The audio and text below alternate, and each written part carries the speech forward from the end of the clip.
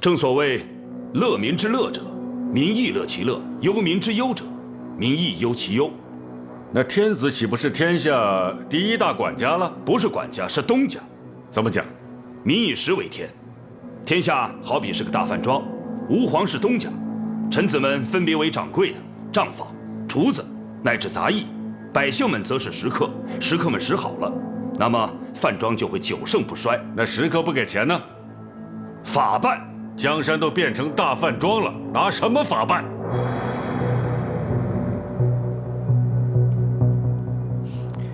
二位大人何必争执？文人治武，武人安邦。这篇文章是出自武人之笔。兵者，国之大事，死生之地，理应独尊王道，唯命是从，岂能受百姓的意志所左右？张爱卿言之有理，武举也有此等人才，着实让人刮目相看。那位考生是谁啊？考卷早已密封，在揭榜之前，还没人知道他们的姓名。范爱卿，朕可不可以先睹为快？皇上，密封是为了防小人，不是为了防皇上。好，那朕就先睹为快。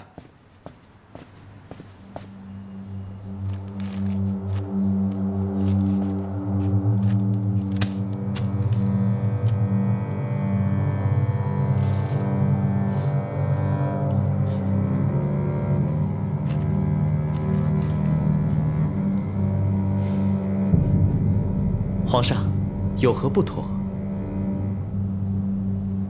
你自己看。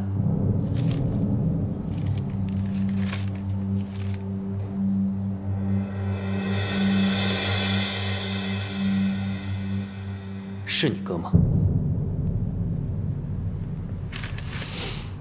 不是，皇上，我哥从小不学无术，以他的头脑写不出如此漂亮的文章，也写不出如此漂亮的字。远看泰山黑乎乎，上面细来下边粗，有朝一日倒过来，下边细来上边粗。好诗，好，好，怎么样？小爷新做的，怎么样？张公子可知诗分为2种？哪2种？第一种是写给自己的，另外一种是写给别人的。那我属于哪种呢？你是属于第一种。什么意思？不娇念，不做作，有酒到酣处，自斟自饮。嘿，还是你懂我。来，再吃一杯。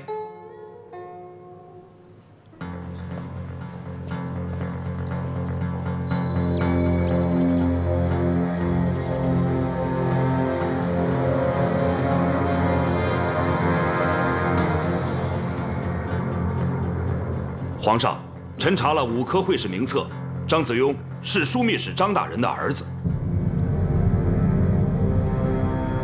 范大人，您确定没有错？确定。枢密使张大人家真是藏龙卧虎啊！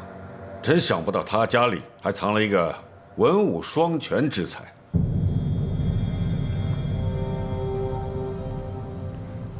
皇上，包拯曾经跟臣说过，张子雍在开封府大牢里3年，把牢房当成书房，苦读诗书1年。范仲淹，你也算是个读书人，10年寒窗也未必就能考出一个秀才。本相真想不出他是何等的聪慧过人。皇上，您相信吗？皇上，若真是我哥，那一定是有人泄题。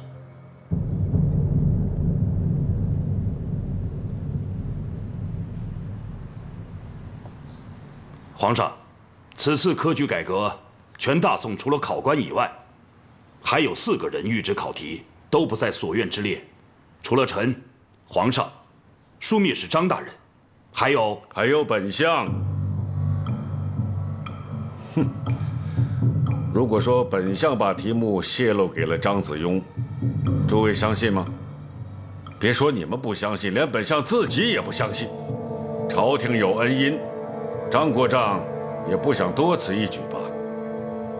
如果说考题已经泄露了，那么这4个人当中，最具嫌疑的就是你范仲淹。王宰相，科举变革是范大人亲力执掌的，搬石头砸自己脚，不会太过愚蠢吗？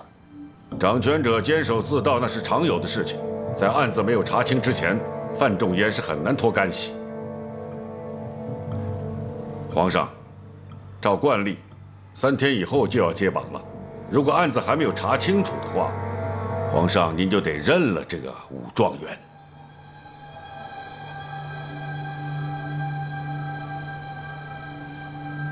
朕是很欣赏范爱卿科举变革的方法，但此事范爱卿确实负有责任，先将范爱卿收监，3日后再论处。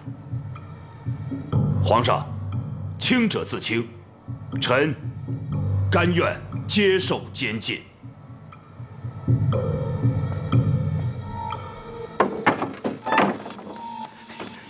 包大人，包大人被抓了。啊？什么包大人被抓了？是范大人被抓了啊！对，关在了大理寺。我们得到消息，马上跑来报信。为何要抓范大人？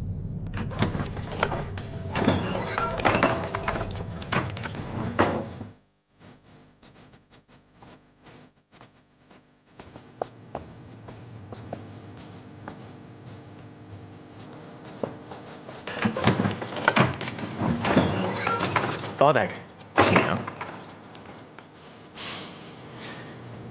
那我就不打扰你们了。多谢段大人。范大人，包大人，到底出什么事了？科举考试出了问题，说明是张大人的儿子涉嫌舞弊。张子雍，他也参加科考？非但如此，还考上了状元。什么？我思来想去，从所院到阅卷，每一个环节都严丝合缝，只有一种可能性。难道是张大人跟王宰相泄露了考题？他们要想陷害范某，没必要把张子雍推到风口浪尖上。范某倒认为不是他们，问题应该出在所院后的环节。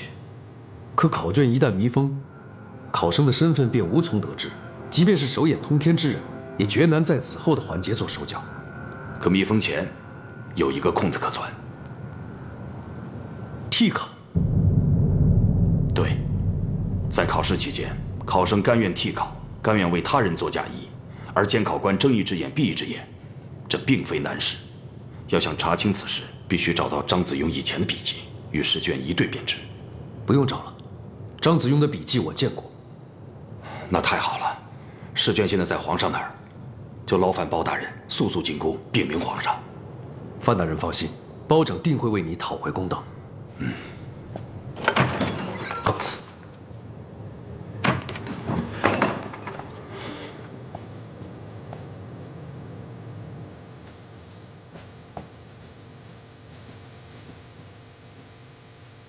包大人，我正要去开封府找你。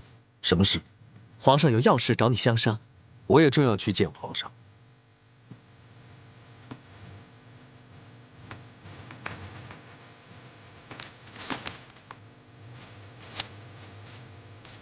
包拯，可有头绪？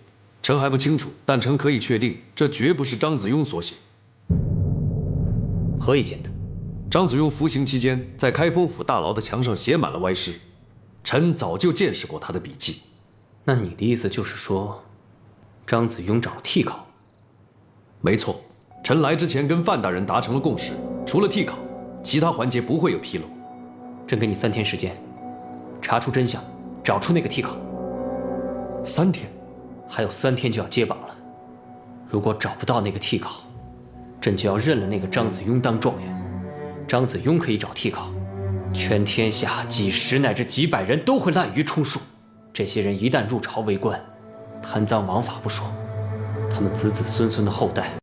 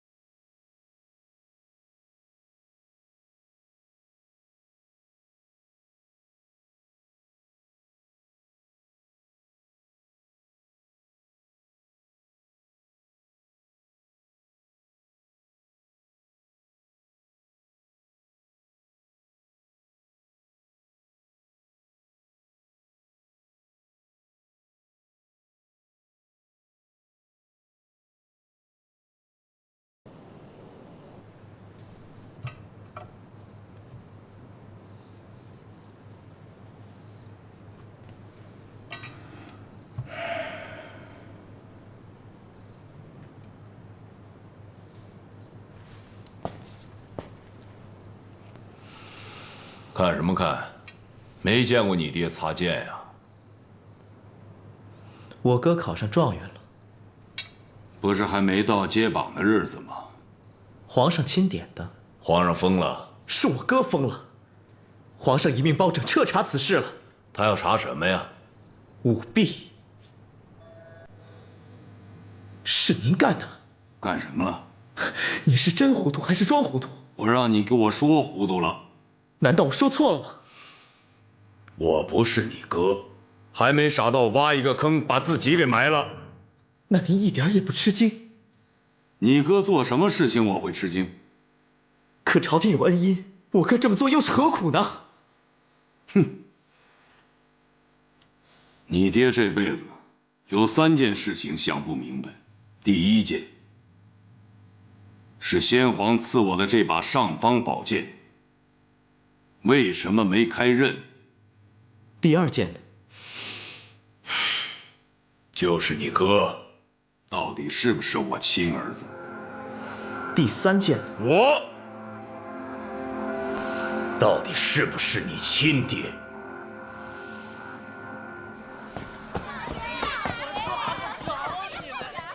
？1、2、3、4、5、6、7、8、9、10。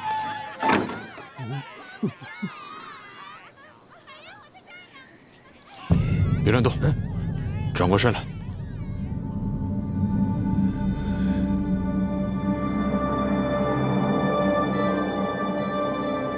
副将军，你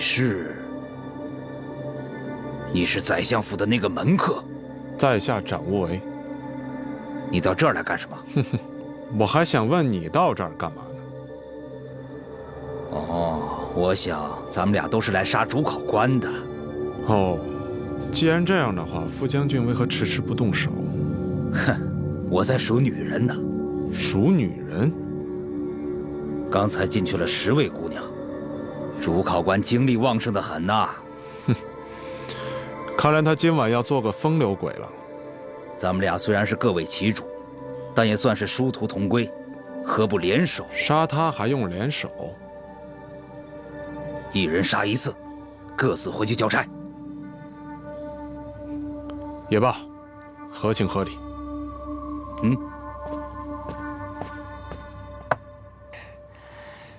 这包黑子，有日子没给咱俩好脸了。他不会把咱俩给辞了吧？那倒不至于。有雨柔小姐的面子，他不敢辞咱俩。不过这包黑子心眼小，为那200两银子，搞不好要记恨咱一辈子。哎，他不贪不拿的，平时也没人孝敬他。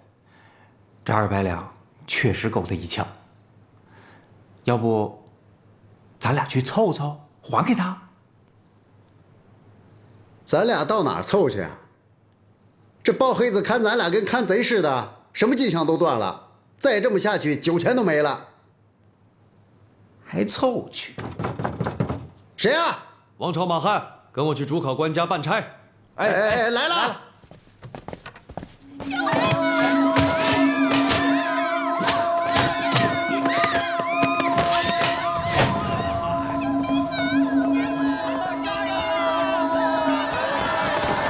包大人，好像出什么事儿了。包大人稍后，我们先去看看。我们先去。跟。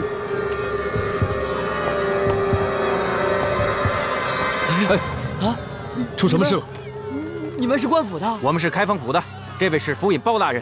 你们来的正好，出人命了！带我去看。包大人，请。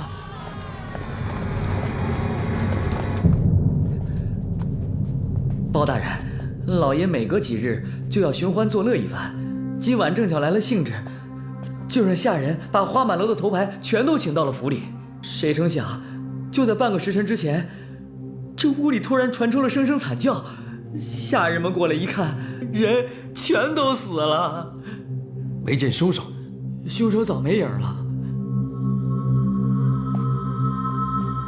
包大人，怎么样？这些人死的都十分蹊跷。哪里蹊跷？首先可以断定，凶手是2个人。为什么？这些尸体一半死于剑下，一半死于刀下。如果不是巧合，一定是2个凶手商量好，一人杀一半。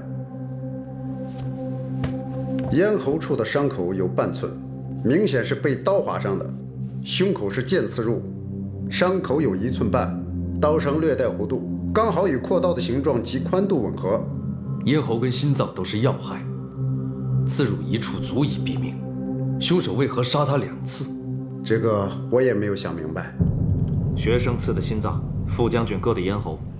张德林果然不干净，居然先老夫一步。看来张子荣这次是站在他爹这边了。那倒也未必，说不定他想左右逢源，想2全其美。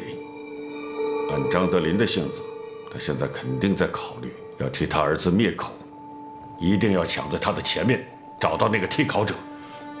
学生冒昧问一句，既然张德林要灭口，何不干脆借他之手？老夫想要活的，活的。我教了你多少次了？3分天下凭的是本钱，皇上是天子，天子就是本钱。张德林是国丈，手握兵权，再加上2个儿子1个皇后，我这个宰相只有你1个人。可你是一把剑，老夫还要的是一杆笔。可是您不是攥着文武百官的笔吗？那些笔已经破旧了，不值钱了。老夫想要的是皇上想要的那杆笔。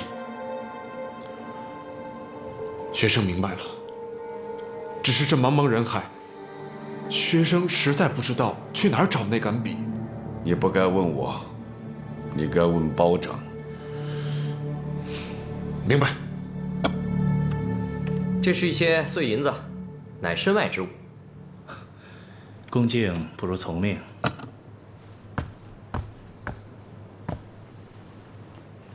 你怎么来了？楼下有人找你。什么人？不知道，不过来者不善，自己下去看看吧。哎，少爷，我去看看。一起去，我去就回，你自便。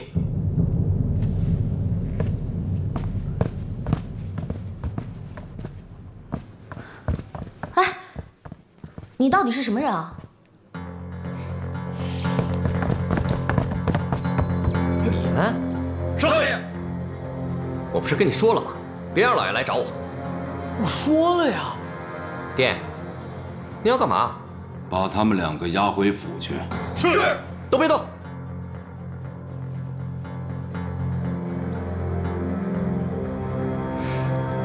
我自己走。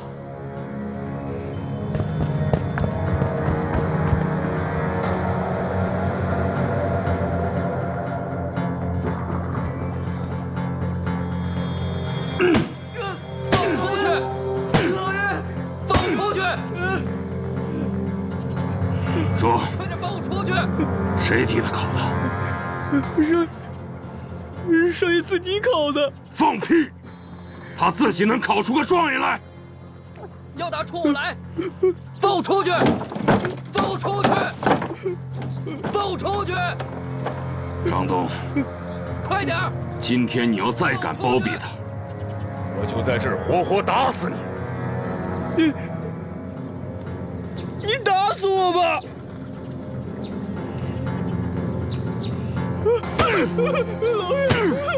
老爷，住手！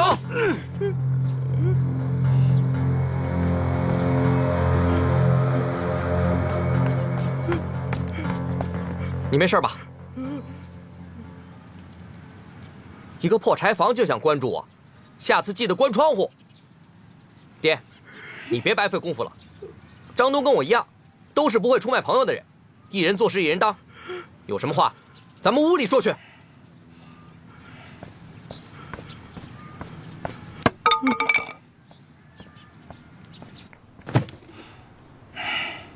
问吧。不问是吧？不问我走了。站住！你爹是枢密使，你姐姐是当今的皇后，就算皇上再裁减阴补，也裁不到你的头上。你为何胡闹？参加什么武举考试？我从小就在您的树荫底下长大，现在又让我在那个姓赵的树荫底下活着，我不乐意。我要凭自己的本事活出我自己。你的本事？舞弊就是你的本事吗？我也不想舞弊，我是被逼的。谁逼你的？我在大牢里苦读了3年的师傅，你们说改就改，改什么考策论？我3年的功夫白花了，我找谁说理去？我不舞弊，我怎么办？那你也不能给我舞出一个状元呐！我哪想到他能替我考出个状元来啊！真倒霉。你刚刚出大牢，就给我惹这么大一祸，你还不如在里面待着呢。爹，我姐能当上皇后，您能当上国丈，咱们张家能有今天的局面，还不是当年的一把火烧出来的？你放屁！好，我放屁。您放心，我惹的祸我自己处置，绝不连累您。你给我回来！回来！喏，这里就是他之前住的房间。他什么时候离开的？刚走啊，是被他爹给绑走的。绑走？嗯。他在这里都跟什么人接触？他平时就把自己关在屋子里，可能也就写写歪诗。哎，他好像跟一个叫韦文清的人走得很近啊。韦文清是个什么人？就是一个酸文人，写了一手好字，诗做的也不错，而且还懂得麻衣橡树。不过这个人啊，在张子雍面前是人模狗样的，可是张子雍一走，他就一副小人得志的样子。他人在何处？我不知道。哎，你说这个张子雍有没有意思啊？一肚子的歪诗，还非得逼着我们的姑娘为他吟诗践行。韦文清现在去哪儿了？我怎么知道？你怎么那么多问题啊？最后一个问题，能找到韦文清写过的诗吗？你要干嘛？我想对照笔记。估计找不到了。他走了以后，我去清理房间，他把该带走的全都带走了，就好像没有人住过一样。主考官被灭口，张子雍离开听雨楼，韦文清不知去向，这一定不是巧合。包大人，一定是张子雍买通主考官，让韦文清去替考。事情败露以后，死的死，逃的逃。可上哪儿找这个韦文清啊？我问你们，如果你们是张子雍，会去哪里找人替考？近水楼台先得月，当然是我这听雨楼了。来这儿的人非富即贵，很难为五斗米折腰。那也许是张子雍逼他折腰呢。我也这么想过，但从你刚才所说的话来看，张子雍似乎并没有胁迫他，更像是你情我愿。如果是我会选择去书院找，那里的学子满腹经纶，大多都没钱没势，而且年龄跟张子雍相仿。要是找到你这样的学子啊，可倒了大霉了。我怎么了？虽然是满肚子学问，可是脾气啊又臭又硬，就像一头黑倔驴。我要是他，我找一个学问像你的，但是这脾气啊要像我二位叔叔这样温良，而且呢又懂得变通。包大人，我们去书院打探一下，看最近有没有一个叫韦文清的学子不见了。速去速回，有的话连他的家世背景一起查出来。是。哎，等等，我要跟你们一起去。啊？这是去查案，你添什么乱？查案了不起啊？我爹当府尹那会儿，你还是个娃娃呢。本小姐可是查案世家。再说了，我乃哮天猫，这张子雍敢在我的地盘犯案，我要是不去主持公道，这传出去，那江湖的人不得笑掉大牙呀？好，走吧。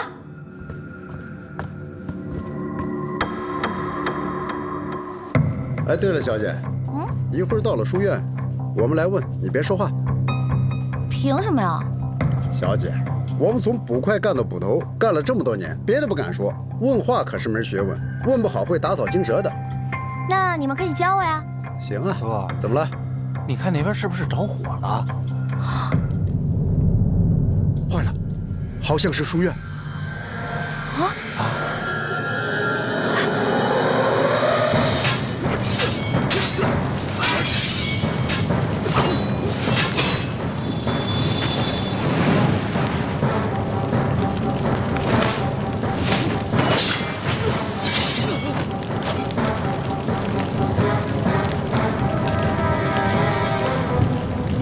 到底是什么人？不想死就跟我走，到地方你就知道了。老子有要事在身，没工夫跟你打。由不得你！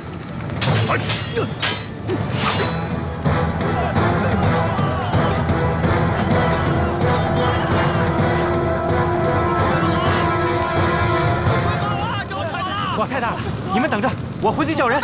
等你把人叫来，认识韦文清的人早就被烧死了。小姐，大火可不长眼，现在不是逞强的时候啊！就是。哎，那两个是什么人？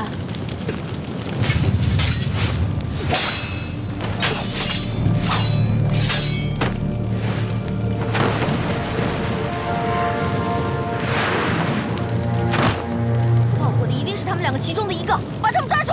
哎，小姐，谁放的火呀？咱帮谁呀？两个一起抓，带回去一审不就知道了？拿着。哎。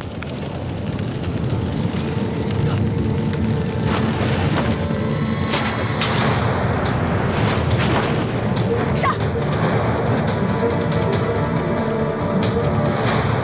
我们是开封府的，你们两个束手就擒，跟我们回去问话。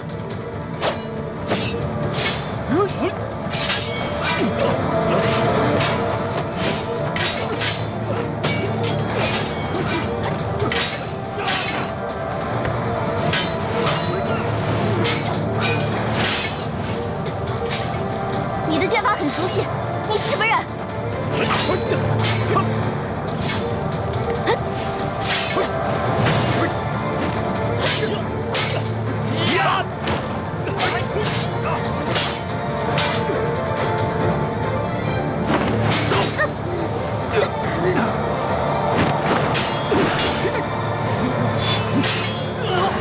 给我走！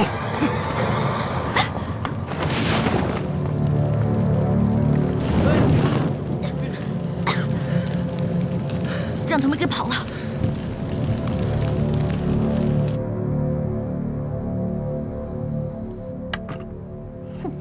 书院烧光了，教书先生死里逃生，我们审问了他，但他绝口否认有韦文清这个人。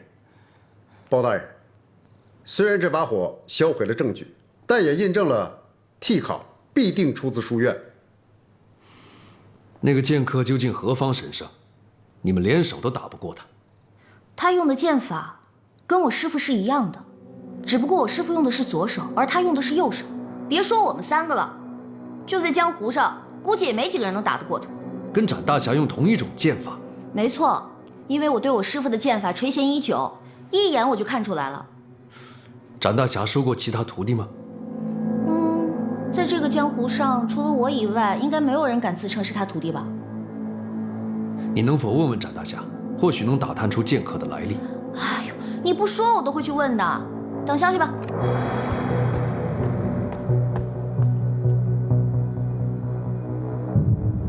火势越烧越猛，学生见此情况，只好先去抓那个放火的人。此时开封府的捕快到了，他们不知该抓谁，就乱打了起来。没露出什么马脚吧？相爷放心。那个人呢？关进私牢去了。他到底替谁干的脏活？各种办法都用尽了，可这人嘴很硬，就是不肯说。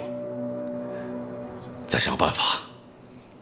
现在跟我们赛跑的不仅仅是张德林，开封府的介入，证明皇上也在找这个替考，一定要抢在他们的前面。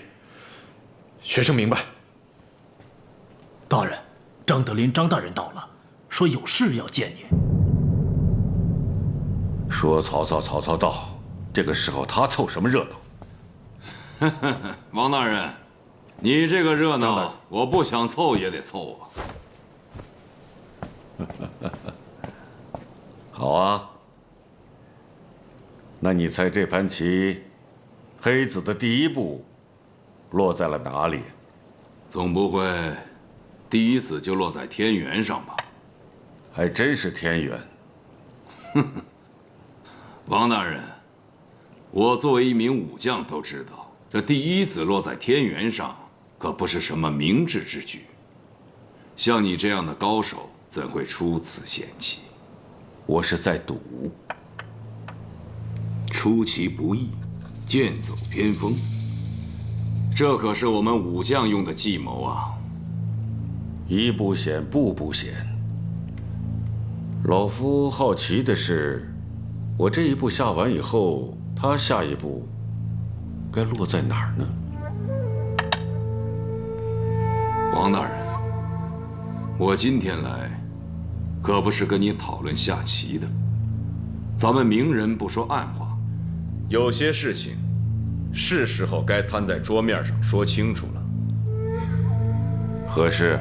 我儿子舞弊与我无关，他这般胡闹，把我也搅进这滩浑水里。你我的手下却办了同样的差事，足以证明，咱们俩是深受其害。还希望王大人不要徒生猜忌。张大人不必多心，你儿子想当个官儿，那不是举手之劳的事吗？我相信张大人不会干出如此愚蠢的事。不过，我倒是想奉劝张大人一句话，请讲。放一次火可以大事化小，可动不动就放火，最后恐怕会烧了自己。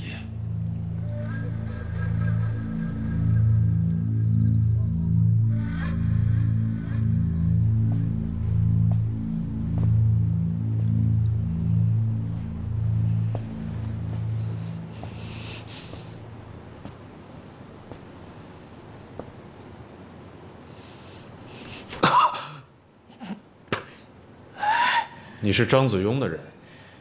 张子雍是谁？不认识。那个韦文清是谁？不认识。那你为什么要放火烧书院？想烧就烧，没有为什么。什么意思？刚才书院起火，张大人不知道？哼，当然知道。舞弊罪虽是重罪，但是光凭这一条罪，皇上他还真不能把令公子怎么样。如果令公子一味的节外生枝，那以后就不好收场了。查案靠的是线索，任由令公子在外面惹是生非，反而会露出马脚。与其越抹越黑，还不如彻底断了隐患，给包拯来个灯下黑。灯下黑。他长大了，我管不了他。长大的何止是他一个人呢？我本想过几天安稳的日子，可没曾想，又要重新洗牌了。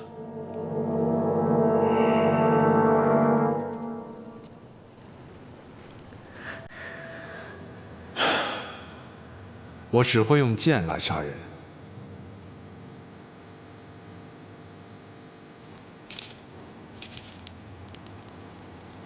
这个我还真不会用。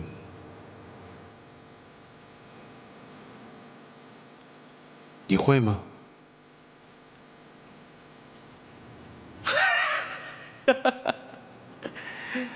你不用吓唬小爷，小爷就是死，也不会出卖朋友。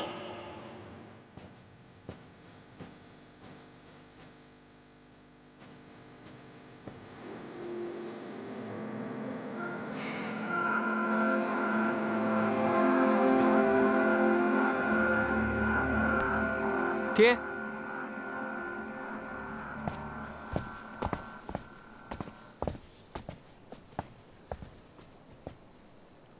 这么晚了，你在这儿做什么？我等张东呢。他人呢？不知道。爹，您干嘛又这么看着我呀？这大半夜的，您去哪儿了？把他给我绑了。是。绑我干嘛？姐今天不绑你，明天你放火烧的就是这个家。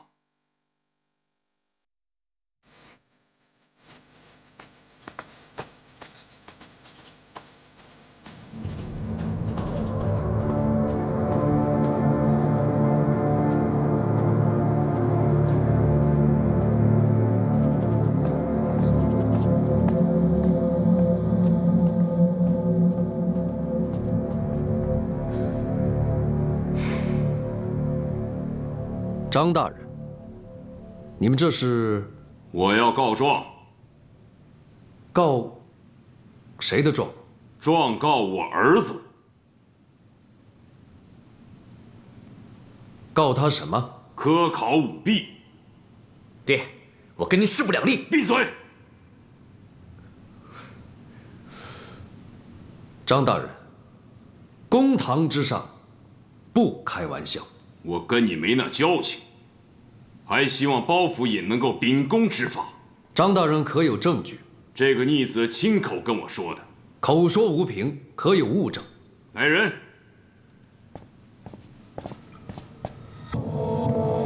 这是他的笔记，包府尹一看便知。既然如此，王朝马汉在，将张子庸关入大牢，择日再审。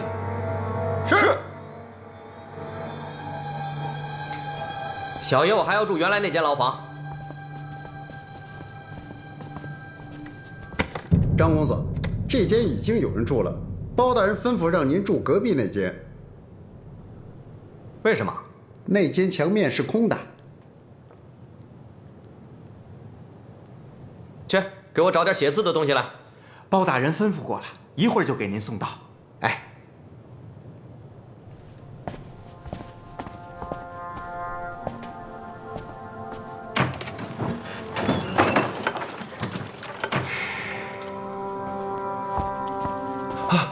两位大人，行行好，给狗吃的吧。饿了啊，饿着。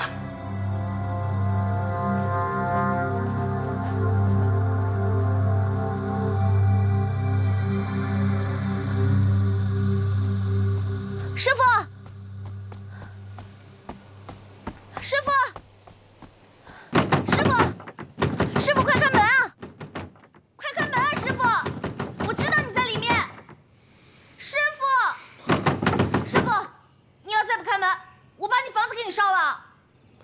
师傅，师傅，你快开门呐！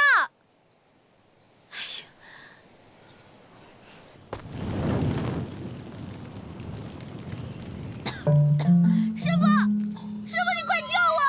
我把我自己点着了！师傅，你还真泼我呀！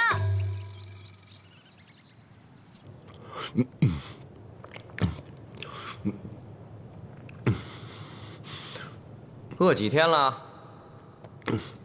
？2天。他们为什么饿着你？他们说我故意犯案，想来牢里蹭吃蹭喝。牢里的饭有什么可蹭吃蹭喝的？犯什么事儿了？调戏民女。切，活该饿着，饿死你都不亏。幸亏大爷行好，不然我真的就饿死了。我之前看这满墙画的跟烧饼一样。什么？这满墙的诗你都看过？诗？哪有诗？当然是诗了。看过看过。写的如何？不堪入目。怎么就不堪入目了？这写的多好啊！这个。大爷您别生气，您要是想谈诗论赋，以后顿顿给我吃的，我顿顿跟您聊。你是书生？嗯。你叫什么名字？陈世美。你差点把自己烧死。那还不是因为师傅不给我开门。说吧，什么事？你是不是我师傅？不是。你为何不教我功夫？我不是你师傅，为何教你功夫？你为何不愿意当我师傅？我从不收徒弟。骗人！你没有教我功夫，倒是教了另外一个人功夫。你知不知道，昨天晚上你的另外一个徒弟，差点让一个天大的案子再也查不出真相来了。别想否认啊，他跟你用的是一样的剑法，只不过不是左撇子。什么案子？舞弊啊！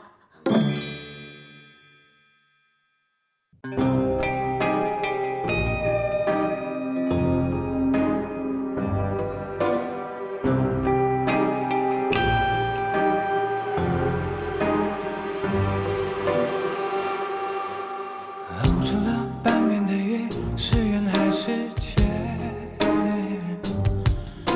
喝过了半杯的酒，是空还是满？初心总是比结果看上去热情大方，真相从来就简单。演过了一半的戏，是真还是梦？唱出了一半的歌，是悲还是欢？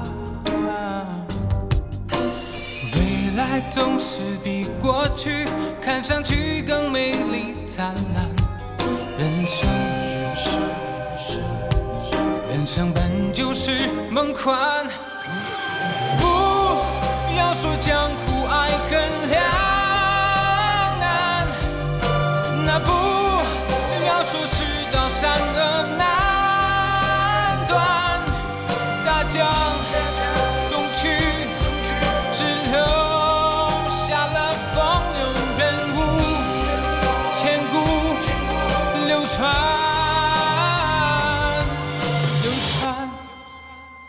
演过了一半的戏，是真还是梦？